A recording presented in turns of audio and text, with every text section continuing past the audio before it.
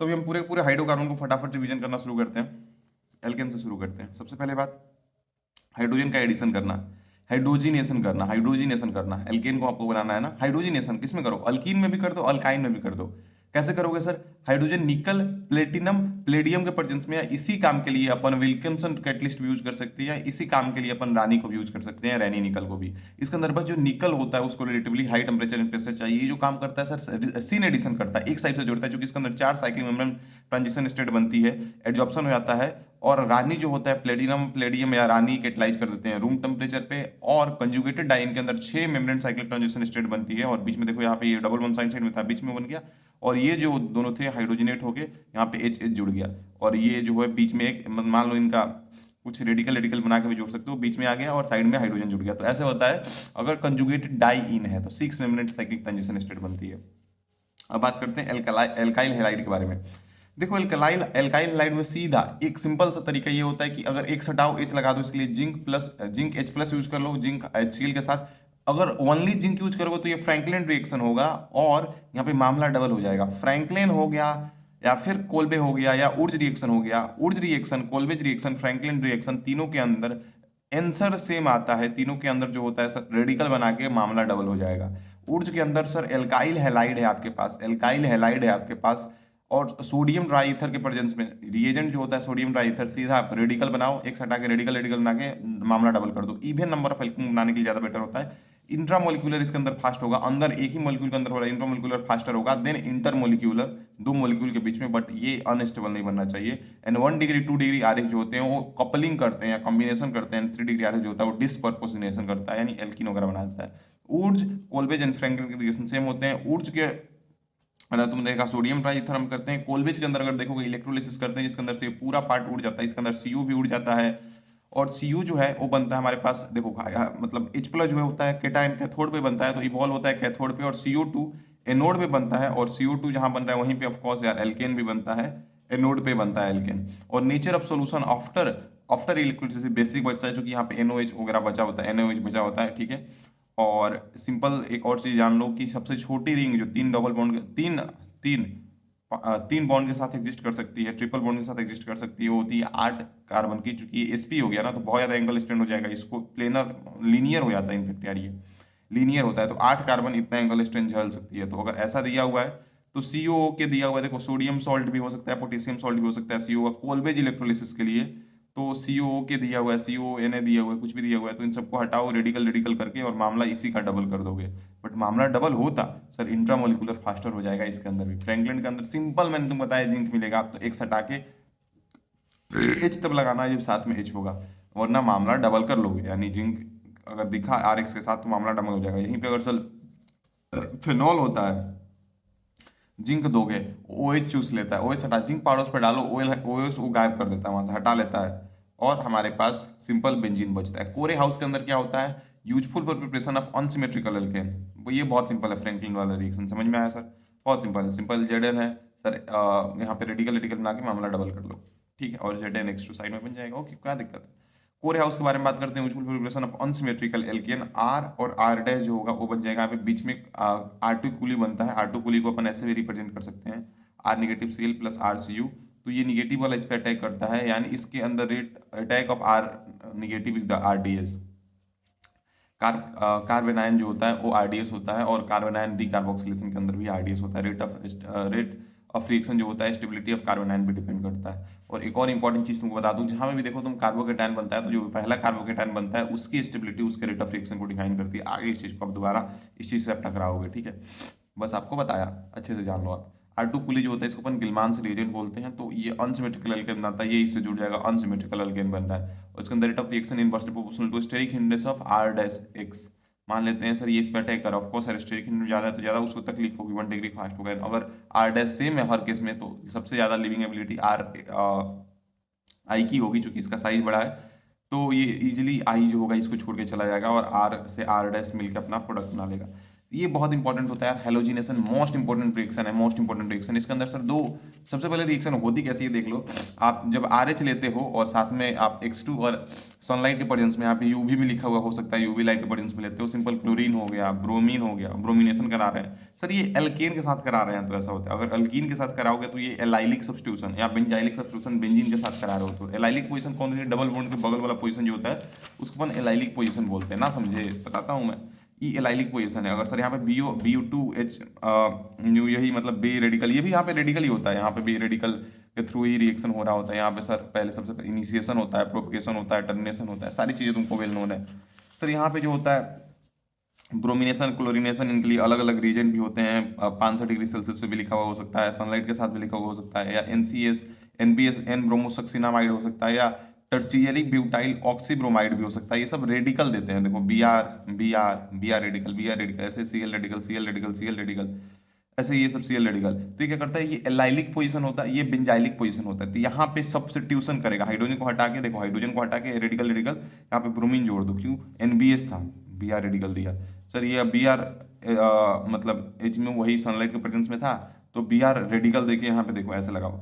तो DM क्या है, एलाइलिक हाइड्रोजन या बेंजाइलिक हाइड्रोजन हटा के X लगा देना है वहाँ पे, अगर ये रिएजेंट आपको दिखे तो समझ में आया। बट यही अगर अल्कीन, ये अल्कीन के साथ अगर दिख रहा है आपको, अल्कीन या बेंजीन के साथ दिख रहा है तो alkalic N, allylic N, allylic N, allylic N benzylic position पे। और इसको प्रोनाउंस कैसे करोगे, एलाइल ब्रोमाइड, एलाइल ब्रोमाइड इसको आप बोल सकते हो, बहुत सिंपल सी चीज़ है। एनीवे, तो इसके अंदर हेलोजिनेशन के अंदर दो क्वेश्चन आपसे पूछते हैं, एक तो नंबर ऑफ प्रोडक्ट पूछ सकते हैं और दूसरा पूछ सकते हैं कि मेजर माइनर कौन बनेगा, ठीक है। Number of product, mono halogenated product और क्लोरीन, तो मोनो क्लोरिनेटेड प्रोडक्ट आपसे पूछेंगे तो ये दोनों कार्बन, ये दोनों पोजीशन सेम है। वैसे ही तो ये दोनों सेम है तो कहीं पे भी लगाओ एक जगह, एक टाइप का प्रोडक्ट यहाँ से बन सकता है, यहाँ से, यहाँ से, यहाँ से, तो 4 तरह के प्रोडक्ट बन रहे हैं। बट अगर क्वेश्चन पूछे इंक्लूडिंग स्टीरियो या एक्सक्लूडिंग स्टीरियो तो आप उसके अकॉर्डिंग देख लो। अगर बोल रहा है सिर्फ और सिर्फ स्टीरियो प्रोडक्ट बताओ तो देखो, अगर सर यहाँ पे एक जुड़ा है, यहाँ पे हेलोजन जुड़ा है तो ये वाला कार्बन जो है ये ऑप्टिकली एक्टिव हो जा रहा है। तो इसको थोड़ा थोड़ा समय देकर समझ सकते हो कि सिर्फ अगर पूछ रहा है कि स्टीरियो प्रोडक्ट बताओ तो 2 में को ऑप्टिकली एक्टिव बन रहे हैं, 2 2 4, क्योंकि सर स्टीरियो प्रोडक्ट क्या होता है, जितने आपके पास कायरल कार्बन होते हैं 2 की पावर n कर लो तो कितने हैं, 2 हैं तो 2 की पावर 2 4 बनेंगे। या फिर आप देखो पूछ रहा है कि इंक्लूडिंग स्टीरियो एक्सक्लूडिंग स्टीरियो, तो गिन लो पूरा कि इंक्लूडिंग स्टीरियो कितने आ रहे हैं, सबसे एक्सक्लूडिंग कितने कहाँ कहाँ लग सकता है उसको बना लो, और इंक्लूडिंग स्टीरियो जहाँ पे भी स्टीरियो वाला प्रोडक्ट बने वहाँ पे 2 होएगा, बिकॉज उसका मतलब ऑफकोर्स यार इनएंशियोमर पेयर या फिर जो भी बोल दो लेबोरेटरी डेक्स्ट्रोरेटरी DLN दोनों होएगा, तो उसे देख सकते हो। मेजर माइनर के लिए सिंपल तरीके से आप देखते हो, rate of reaction at 1 degree carbon, rate of reaction 2 degree carbon, rate of reaction at 3 degree carbon जो होता है। क्लोरीनेशन के अंदर मोस्ट इंपॉर्टेंट है, क्लोरीनेशन के अंदर रेट RP RS RT जो होता है, rate of reaction primary, rate of reaction secondary carbon, rate of reaction tertiary carbon 1:3.8:5 होता है। और दूसरी चीज कि इसको निकालते कैसे, नीचे चूंकि सबके अंदर बेस सेम आता है तो यही कंपेयर कर लो, आपका काम बन जाएगा। तो NP RP और RP RS RT मैंने तुमको बता दिया। NP होता है number of 1 degree hydrogen, number of इसके अंदर 1 डिग्री हाइड्रोजन कितने हैं, नंबर ऑफ 1 डिग्री हाइड्रोजन के भी टाइप अलग अलग है, तुमको देख सकते हो। जैसे ये दोनों पोजीशन सेम है तो नंबर ऑफ प्राइमरी हाइड्रोजन 6 है, बट ये वाला पोजीशन जो है प्राइमरी का ही है, 1 डिग्री कार्बन ही है, क्योंकि एक ही कार्बन जुड़ा हुआ है ऑफकोर्स, तो 1 डिग्री कार्बन ही है। बट यहाँ पे इसके पास 3 hydrogen, number of 1 degree hydrogen, तो इसको NP डैश लेके 3 बोल दोगे। और इसका रेट निकालने के लिए RP कितना होता है, 1 डिग्री के लिए 1 होता है तो 1 से मल्टीप्लाई। ऐसे ही सेकेंडरी कार्बन यहाँ पे 2 हैं तो 2 करके, टर्शियरी 1 है तो 1, और रेट टर्शियरी के लिए 5 होता है, 2 के लिए 3.8 होता है। देखो कौन मेजर आ रहा है, ये ज्यादा आ रहा है तो यहाँ पे क्लोरीनेशन मेजर बनेगा। बट वही ब्रोमिनेशन केस में ऑलवेज ध्यान रखो 3 डिग्री ऑलवेज मेजर होता है। इतना ज्यादा होता है 1 डिग्री 2 डिग्री 3 डिग्री का रेट 1:2:1600 कि 3 डिग्री ऑलवेज मेजर होता है then 2 degree then 1 degree. Chlorination जो होता है सर वो मोर रिएक्टिव है, रिएक्टिविटी का ऑर्डर लिखा हुआ है। क्लोरीन फ्रोमीन फ्लोरीन सबसे ज्यादा reactive, then chlorine, then bromine, then I2। तो क्लोरीन मोर रिएक्टिव होता है एंड लेस सेलेक्टिव होता है, क्योंकि इसके अंदर देखो तीनों के आसपास रेट है तो less selective, more reactive less selective होता है। ब्रोमीन जो होता है लेस रिएक्टिव तो है सर देखो लेस रिएक्टिव तो है, ब्रोमीन जो है लेस रिएक्टिव है क्लोरीन से, बट मोर सेलेक्टिव होता है, क्योंकि 3 डिग्री कहीं भी तुमको कार्बन दिखा, 3 डिग्री अगर तुमको दिख रहा है तो उसको सीधा मेजर बोल लोगे। खुश हुए सर आप। सर आइसोमराइजेशन के अंदर बात कर लेते हैं। इन ब्यूटेन अगर है मतलब हाइड्रस AlCl3 दिख रहा है, अगर HCl के साथ एनहाइड्र AlCl3 दिख रहा है, ये सिंपल ध्यान रखोगे ऐसा ही। और इसके अंदर जो भी कैसे पहचानोगे, तो IUPAC नेम अलग अलग होगा। तो ये पोजीशन और ये पोजीशन अलग कैसे, चूंकि IUPAC नेम दोनों का IUPAC नेम अलग अलग है। ओके, एन एल्केन के बारे में तुमको बताया कि अगर HCl दिख रहा है एनहाइड्रस AlCl3 के साथ, एनहाइड्रस AlCl3 के साथ, तो आइसोमराइज कर दोगे ब्रांच चेन एक कार्बन कम में। ठीक है, एरोमेटाइजेशन के लिए इसका ऑक्साइड देख लो, मोलिब्डेनम का, क्रोमियम का या वेनेडियम का ओवर एल्यूमिना सरफेस हो सकता है। हीटिंग के लिए ये, और ये टेम्परेचर प्रेशर डालते हैं सीधा बेंजीन बन जाता है 6 कार्बन का। इससे ज़्यादा है तो इससे बाहर निकालते जाओ। अगर सर यहाँ यहाँ यहाँ तीनों जगह अगर एक एक मिथाइल लगा हुआ है तो उसको मेसिटिलीन बोलते हैं, सिर्फ ऊपर लगा हुआ है तो टोल्यूइन बोलते हैं, और दो एक दूसरे के पास लगे हुए हैं तो उसको जाइलीन बोलते हैं। आया सर। और इधर देख सकते हो कि जो भी आइसोटॉप होते हैं मास नंबर ज़्यादा होने पर उनकी बॉन्ड एनर्जी ज़्यादा होती है। तो हाइड्रोजनेशन की बात करें तो सबसे ज़्यादा हाइड्रोजन की होगी और ट्रिटियम की सबसे कम होगी, क्योंकि इसका मास ज़्यादा हो जाता है। तो ये ऑर्डर हो जाता है इसका, मास नंबर जैसे ज़्यादा होगा उतनी ज़्यादा बॉन्ड एनर्जी वो जल्दी टूटेगा नहीं, हाइड्रोजनेशन करेगा नहीं। और ये ध्यान रखो कि ये रीजेंट देते हैं लाह SBH एंड TPTH। लाह जो होता है लिथियम अल्मोनियम हाइड्राइड जो होता है, ये सोर्स ऑफ H- होते हैं, ये भी source of H-, source of H-, ये 1 डिग्री RH को RH के अंदर कन्वर्ट करता है। एक्चुअली में होता क्या, X हटा के H- का सोर्स है ये। तो क्या करेंगे, ऑफ कोर्स यार ये मान लो निकलेगा, अगर ये निकलेगा सर तो यहाँ पे पॉजिटिव निगेटिव खेल लो कि निगेटिव लेके जाए पॉजिटिव आएगा तो H- यहाँ से आके आपको अल्केन बना देगा ऐसे करके। तो 1 डिग्री को देता है, 2 डिग्री को देता है, 3 डिग्री पे अल्केन बनाता है लाह। SBH 1 डिग्री को देता नहीं है, 2 डिग्री 3 डिग्री देता है, और TPTH तीनों में देता है। ग्रिग्नार्ड डिजाइन से बनाना है R निगेटिव, जहाँ पे भी सोर्स ऑफ H+ तुमको मिल जाए, जैसे कि एसिड दे सकता है, फिनॉल दे सकता है, OH है, इसको H+ यहाँ से मिल सकता है, NH2H+ दे सकता है, H2 दे सकता है। इसके अंदर ये जो है निगेटिव, क्योंकि तुम मालूम है R निगेटिव होता है तो उसको H+ दे के O बना दोगे तुम। यहाँ पे देखो सच में H+ सब में मिलेगा तो ये मीथेन बन जाएगा। आया, बिल्कुल आ गया सर। आ जाओ, कुछ और छोटे छोटे रिएक्शंस होते हैं उनसे मैं आपको इंट्रोड्यूस करा देता हूँ। सबसे पहले यहाँ पे देखो आप आइसोमराइजेशन मैंने तुमको जैसे बताया, HCl एनहाइड्रस AlCl3 के साथ आइसोमराइज हो जाता है। आइसोमराइज हो जाता है एक कार्बन कम में, एक कार्बन कम में, 4 कार्बन का था 3 कार्बन हो गया, 3 2 5 कार्बन था 4 कार्बन का बन गया और एक आइसोमराइज हो गया। वैसे ही इसके अंदर हेक्सेन के अंदर क्या क्या नंबर ऑफ प्रोडक्ट दो बनेंगे, मान लो यहाँ पे आइसोमराइज हो सकता है या बीच में भी आ सकता है। देखो ऐसे करके ये तुमको बताया कि वेनेडियम मोलिब्डेनम क्रोमियम का जो होता है ऑक्साइड उसको बेंजीन के ऊपर बना, मतलब ऑफ कोर्स यार तुमको बताया मैंने, वेनेडियम मोलिब्डेनम एंड क्रोमियम जो होता है ओवर अल्मिना सरफेस जब भी आप लेते हो, ओवर अल्मिना सरफेस जब भी आप लेते हो तो ये हेक्सेन जो होता है बेंजीन जाता है, एक ज़्यादा है टोल्यूइन बना, और देखो एक दूसरे के पास है ऐसे ऐसे दो लगे हुए हैं तो उसको अपन जाइलिन बोलते हैं। ये ऑर्थोजाइलिन है, ये मेटाजाइलिन है, ये पाराजाइलिन है। और मैंने जो तुमको बताया था मेसिटिलीन का बनेगा रेड हॉट ट्यूब के अंदर 3 कार्बन, 2 कार्बन से देखो जो होते हैं तो मतलब 2 कार्बन का जो अल्काइन है रेड हॉट ट्यूब के अंदर, उससे बेंजीन होता है। मोस्ट इंपॉर्टेंट रिएक्शन होती है वो भी। बट अगर दोनों में 3 3 मतलब 3 कार्बन कर दे उसके अंदर तो मेसिटिलीन बन जाएगा। एनीवे ये एज इट इज ध्यान रखोगे आप। कंट्रोल ऑक्सीडेशन कैसे होता है सर, CH4 ऑक्सीजन एक्चुअली में अलग अलग ऑक्सीडाइजिंग रीजन पे अलग अलग प्रोडक्ट देता है। Cu अगर है तो अल्कोहल बना रहा है, यही मीथेन। मोलिब्डेनम ऑक्साइड को अगर के साथ हिट करो तो अल्डिहाइड बना रहा है। और CH3CuO2 यानी मैग्नीज एसिटेट के साथ हिट कर रहे हो तो एसिड बना दे रहा है। और KMnO4 3 डिग्री के पास जाता है और 3 डिग्री पे जाके एडिशन करता है। ये इंपॉर्टेंट है, आया हुआ है क्वेश्चन इस पे। 3 डिग्री पे KMnO4 जाके ऑक्सीजन का एडिशन करता है, 3 डिग्री अल्कोहल बनाता है। कंबसन के लिए सिंपल ध्यान रखोगे, और तुमको कुछ चीज़ें मैं लिख लिख के भी बता दूं। कंबसन के लिए सिंपल ध्यान रखोगे कि CX HY हाइड्रोकार्बन तो यही होता है यार। तो इसको अगर आप ऑक्सीजन के साथ हीट करते हो यानी इसको जलाते हो तो कोई भी हाइड्रोकार्बन जो होता है जलने के बाद H2O एंड CO2 बनाएगा। कितना सर बनाएगा, तो XC था तो X ये भी बनेगा, और ये 4 है तो 2 है तो ये Y है भाई, तो ये Y/2 बनेंगे चूंकि यहाँ पर डबल हो रहा है। और ये क्या बनेगा, तो ये बनता है X + Y/4, ऐसा ही कुछ होता है।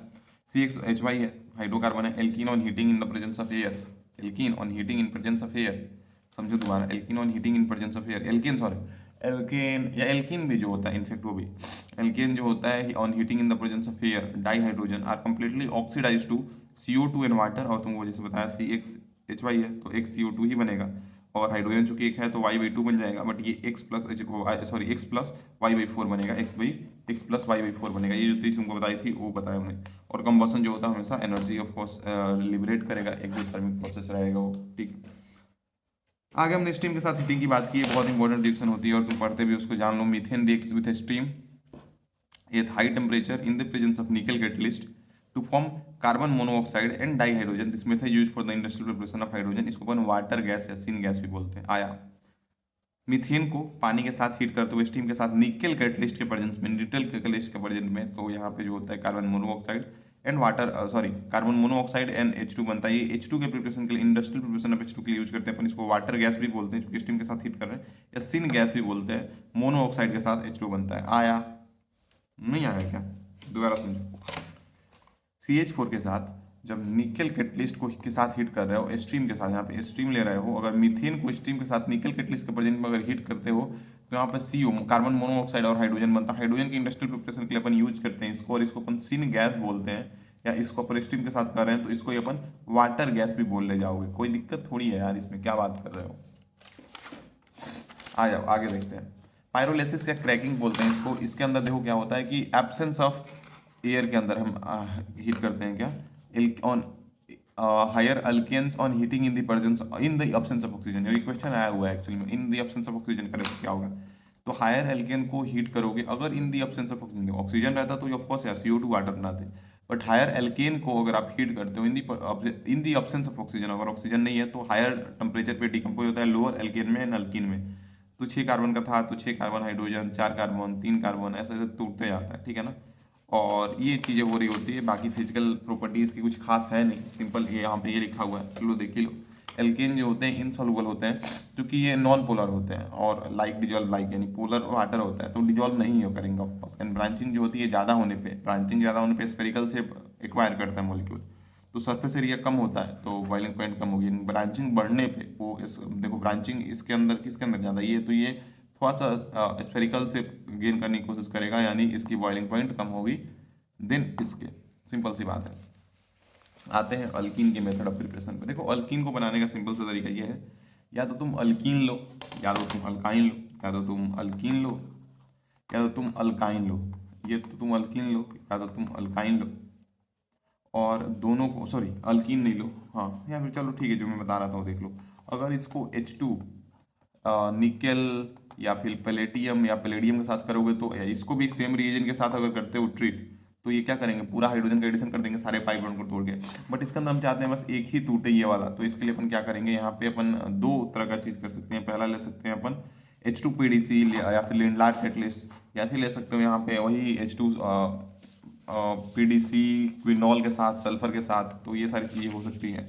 या दूसरी चीज़ कर सकते हो बर्च रिडक्शन, यहाँ पे सोडियम लिक्विड अमोनिया के साथ, सोडियम लिक्विड अमोनिया के साथ लोगे, ये सिन एडिशन या एंटी एडिशन करेगा, या फिर एसिस ज्योमेट्री ये ट्रांस ज्योमेट्री करेगा। कैसे, क्या बोल रहा हूँ मैं, हाइड्रोजनेशन ऑफ अल्काइन। आ जाओ देखते हैं।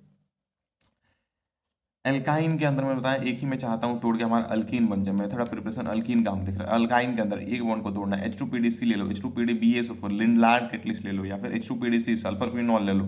सी ज्योमेट्री के अंदर थोड़े मतलब एक बॉन्ड को तोड़ के सी ज्योमेट्री करेगा, हाइड्रोजन हाइड्रोजन एक साइड एड कर देगा। बट कोई बर्च रिडक्शन करना चाहते हो तुम तो सोडियम लिक्विड अमोनिया लेंगे अपन, एंटी एडिशन या ट्रांस एडिशन करेगा, एक ऊपर एक नीचे ऐसे तोड़ोगे सोडियम लिक्विड अमोनिया के प्रेजेंस में, बर्च रिडक्शन अपन इसको बोलते हैं।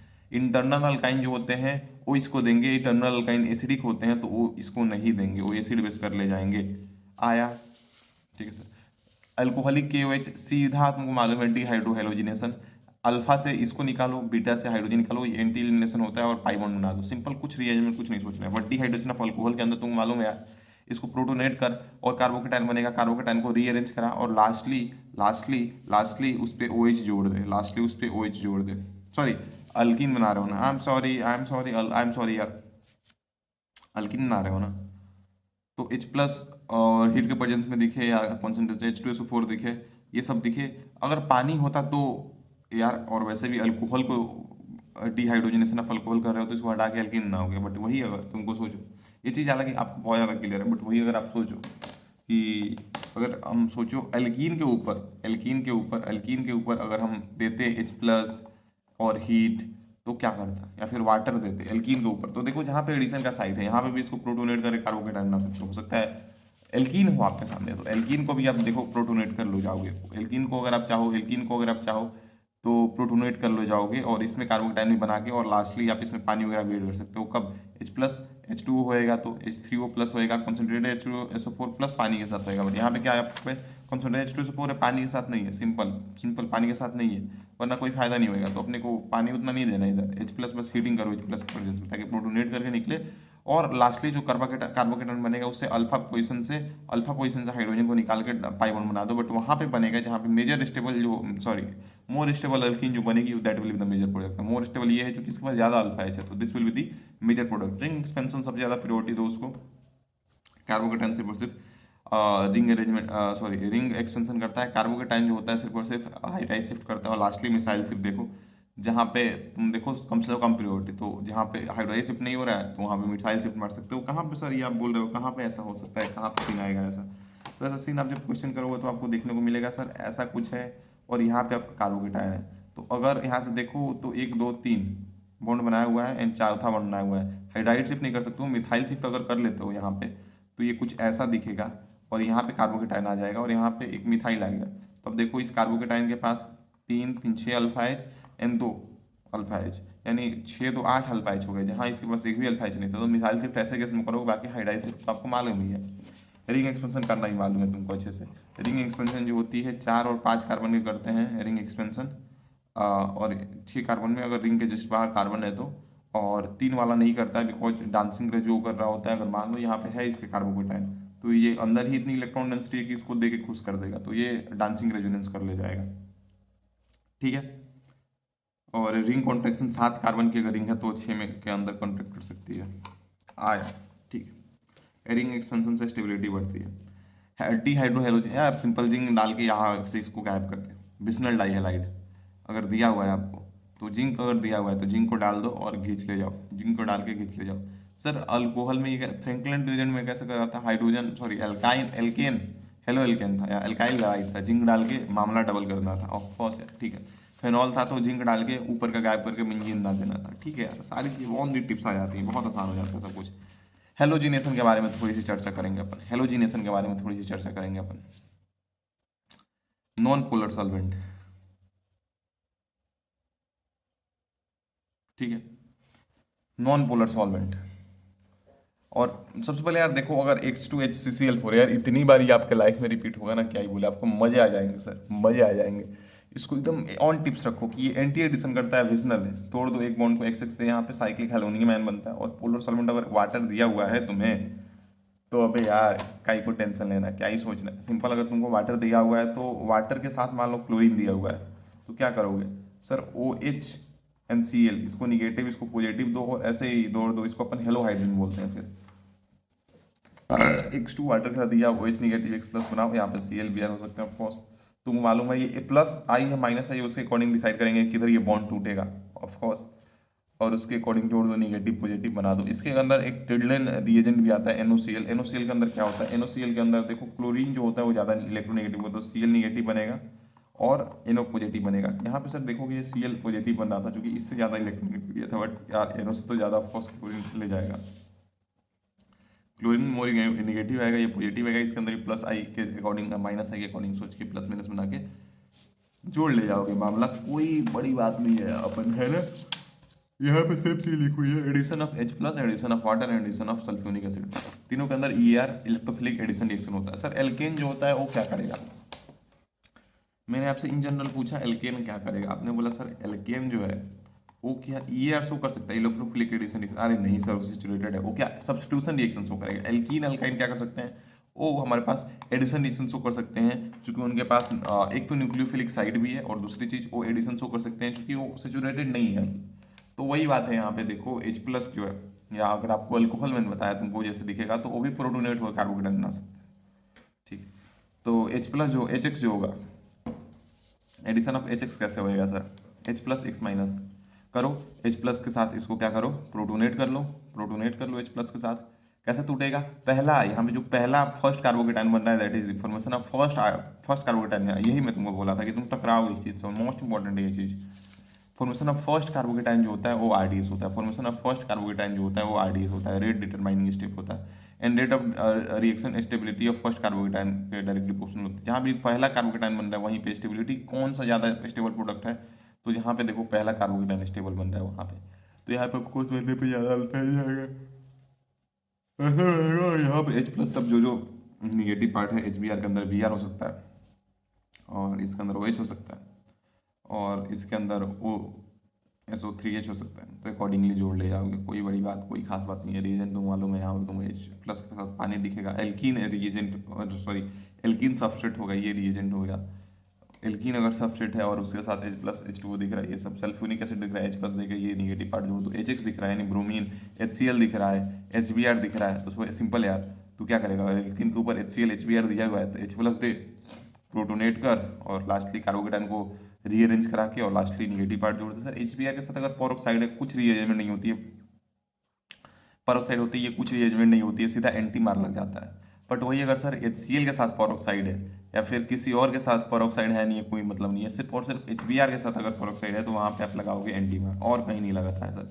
अगर HCl के साथ पेरोक्साइड है भी तो भी तुम यही मैकेनिज्म से आओगे, कार्बोकेटाइन बनाओ, प्रोटोनेट करके कार्बोकेटाइन बनाओ, फिर उसको रीअरेंज करके और लास्टली निगेटिव जोड़ो, जैसे यहाँ पे करते हो।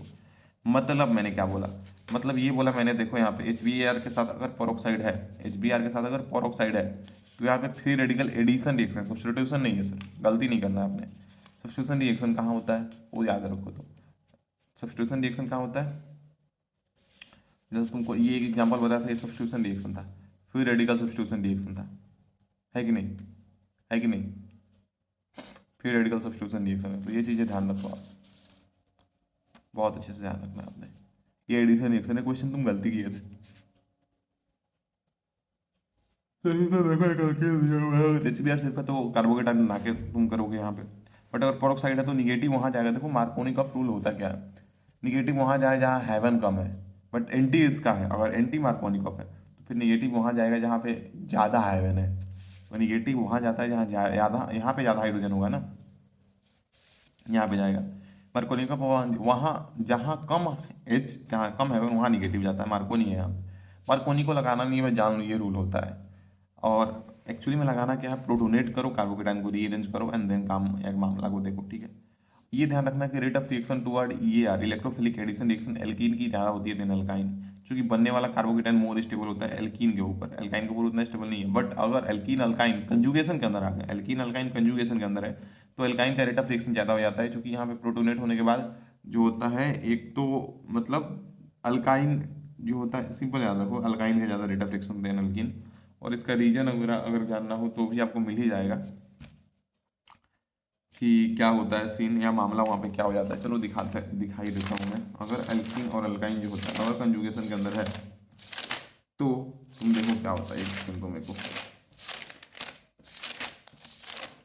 देखो, जब अल्कीन और अल्काइन कंजुगेशन के अंदर प्रेजेंट होंगे, जब अल्कीन और अल्काइन कंजुगेशन के अंदर प्रेजेंट होंगे तो रेट ऑफ रिएक्शन अल्काइन का ज़्यादा होगा देन अल्कीन, क्योंकि जब ऐसे तोड़ेंगे अपन, मान लो प्रोटोनेट होगा तो मैंने बताया अल्काइन का ज़्यादा होगा, अल्कीन अल्काइन टूटेगा, एक ही मोल है, देखना एक मोल है तो इसको ही तोड़ेगा और बन रहा है कार्बोकेटाइन। तो यहाँ पे जो है ये मतलब रेजोनेंस वगैरह जैसे भी सोचो, या फिर इसके प्रोटोनेट करने के बाद भी अभी कंपाउंड के अंदर रेजोनेंस रह रहा है, तो इसीलिए अल्काइन का ज़्यादा हो जाएगा देन अल्कीन, क्योंकि उसके बाद भी हमारे पास कंपाउंड के अंदर रेजोनेंस रह जा रहा है। ठीक ठीक ठीक आया। और ये चीज़ आपको मालूम है कि thermodynamically control product, kinetically control product क्या होता है। मान लो कि कंजुगेटेड डाइइन है, जहाँ पे भी देखो कंजुगेटेड डाइइन है, अगर HBr एडिशन करते तो पहला कार्बोकेटाइन कहाँ यहाँ बन सकता था, यहाँ बनता। यहाँ पे बनाना ज़्यादा बेटर रहेगा, बिकॉज यार यहाँ पे ज़्यादा स्टेबल कार्बोकेटाइन बनेगा पहला, तो यहाँ बनाया बट 0 डिग्री सेल्सियस पे रीअरेंज वगैरह कुछ नहीं हुआ, यहीं पे बन गया। बट ज़्यादा बेटर है कि अल्कीन मोर स्टेबल बने, तो यहाँ पे जो कार्बोकेटाइन बनता है इस अल्कीन के साथ रेजोनेंस करके खुद साइड में आता है, इसको यहाँ पे ला देता ताकि इसके ज़्यादा अल्फाइज हो जाए, ये ज़्यादा स्टेबल हो जाए, तो ये अपन ज़्यादा प्रेफर करते हैं। तो नॉर्मली स्टेबिलिटी के हिसाब से ये सही है यार, थर्मोडाइनमिकली कंट्रोल प्रोडक्ट भी अगर 40 डिग्री सेल्सियस दे तो, बट अगर जल्दी में कराना है तो यहीं पे करके अगर जुड़ गया तो इसको अपन काइनेटिकली कंट्रोल प्रोडक्ट बोलेंगे। ऑक्सीडेशन के अंदर बेयर्स रिएजेंट यूज करते हैं। ऑक्सीडेशन ये क्या करता है सर, डाई हाइड्रोक्सिलेशन कराता है। दो तरीके से हो सकता है डाई हाइड्रोक्सिलेशन, वही जो दो तरीके जोड़ सकते हो, सिन जोड़ो या मतलब एंटी जोड़ो, ये विस्नल ही जोड़ते हो ऑफकोर्स तुम। तो इसके लिए जो होता है डाइल्यूट अल्कलाइन KMnO4, टेस्ट के अंदर क्वेश्चन आया था, डाइल्यूट अल्कलाइन KMnO4, ये चीज मालूम होना चाहिए। बेयर्स रिएजेंट क्या होता है, dilute alkaline KMnO4, KMnO4 purple colour का होता है ऑफकोर्स।